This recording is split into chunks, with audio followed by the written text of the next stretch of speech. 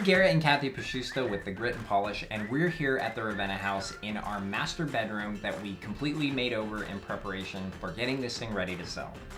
We've owned the Ravenna house for almost 5 years now, and there's kind of an interesting story that we'd like to share around how we got the house and what we've done to it since then.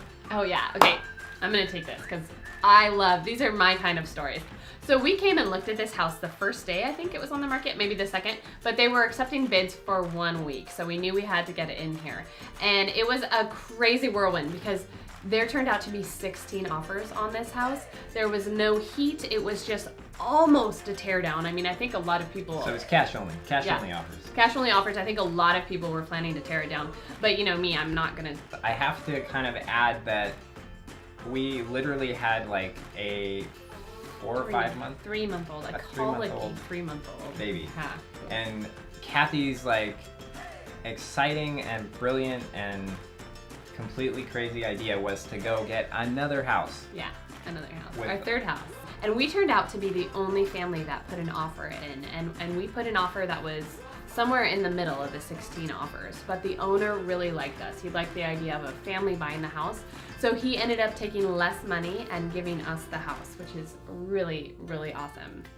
Really sweet. Yeah. It was really cool. Yeah. And we met him. So when we walked in the first time, he was sitting on the couch right in the living room. And I got to chat with him a little bit about the house and the history. And it was just a highlight for me. I still remember that conversation. And he told me a little bit about when he grew up in this house. And he used to walk 1 block up to a chicken farm. And you know, now that chicken farm is full of hundreds of homes in the Ravenna neighborhood. Ravenna was built in 1926. Back then, it was on the very edge of the Seattle city boundary. And we actually bought the house from the son of the original owner. So we are the second family to ever own this house, which is really amazing. And it was in pretty original condition when we bought it, other than, you know, some additional carpet, pink linoleum, things like that laid over top of the original details. So we stripped all of that out when we got it. We took all the carpet, we took the pink linoleum off, and we found amazing hardwoods underneath. You know, we found original Hexagon tiles. Yeah, you know, those carpets are really good at preserving old floors. So when you find them on top, it's like, okay, cool. And we love too when you walk into a house and you can smell them. You know, you smell that cat and that like, just that scent of, you know, stale old carpet, because it really drives away a ton of buyers. But we know that those carpets have been sitting there protecting the floors. So it's kind of a win-win in both fronts. There was also original kitchen, an unfinished basement, which is huge for us. We love seeing that square footage that you can just kind of turn into instant equity. And so that's kind of what our plan was. We were going to renovate this thing, we were going to finish the basement, and we were going to move into it and make it our home. And that's what we did.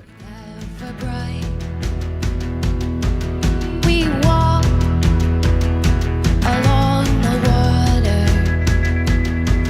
We open up our eyes. Let it go and let it in. One road to take, one life to live. Feel the changes in the wind.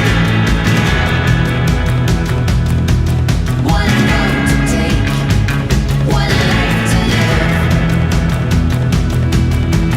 This is where it started, where it all begins. Following the wonder we hear. It is the wind. So let it go and let it in.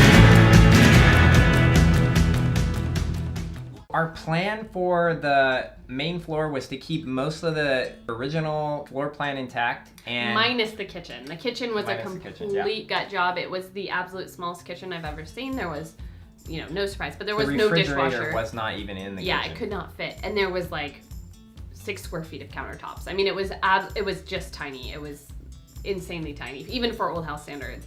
Then it also had this dining nook next to it that was separate. So we tore all those walls out.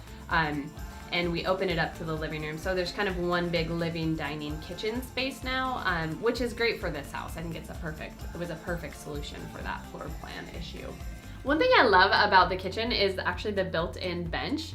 You know, we decided to keep all the original window dimensions, so we had to lower one area and add a bench, and it's been a really fun little feature in the kitchen because, you know, all the kids end up right there and they all lean over and they're able to help cook and just hang out and color or whatever else. It's just kind of the little bit of a kid gathering spot in the kitchen. Probably my favorite find of all time, of all the houses we've ever renovated. Well, no, that's not true because of the pocket door at Porch House. Okay, so second favorite. My second favorite, but definitely the best find at this house was the hexagon tiles in the main bathroom. There was pink linoleum laid over there, and I was pulling it up one day, and I almost started crying. I saw this beautiful original hexagon tile, and it was in pretty good shape, and we were able to get that linoleum off of there and save those hexagon tiles. And we were able to get the linoleum off of there. I think that was mostly me, actually. The other recent change we made to the floor plan was actually swapping one of the closets. There used to be one closet to each bedroom on the main floor, and then we took the one from kind of the kids' bedroom and put it into this one. So now this one has kind of a his and hers. It's about 12 feet of closet, and then we added... Which is quite a bit for an old house like this. Yeah.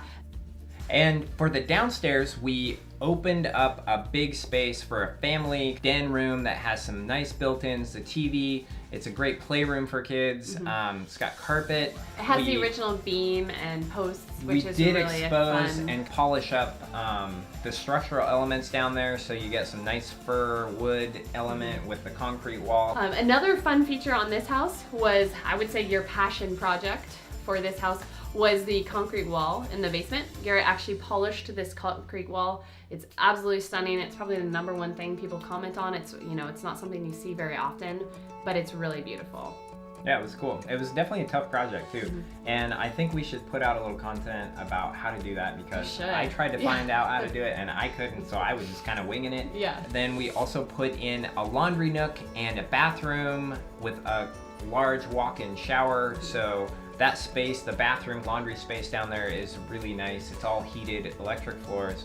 I would say that basement was probably the scariest basement I've ever been in, and that is saying something because I have been in a lot of old basements. But this one had this weird black room where I have no idea what they were doing, but it was like all blacked out. Remember the window in the door was all blacked out? Maybe a dark room or something. It could have been, but it just felt way creepier than that. And it had this, like, you know, those old octopus furnaces with all this ductwork going everywhere. It was just super creepy. It just smelled awful, and it was like completely uninhabitable. But we were able to demo out pretty much everything in those spaces, minus saving that black door. We stripped it down, and it's absolutely gorgeous now. But we took out everything else, minus the original structure, and brought in all new finishes. And it's a super warm and comfortable family room, which our kids loved when we lived here, and I think all the guests that since have really enjoyed it too. Not only was this house a great home for us and a great rental for all the tenants we've had over the years, but it's also been a really wonderful investment, and we're going to be breaking down all the numbers on the blog here as the house closes. So check that out. It'll be on thegritandpolish.com. Yeah, I'm just a little sad we're parting with it. Just a little bit. They're a little bit like my babies.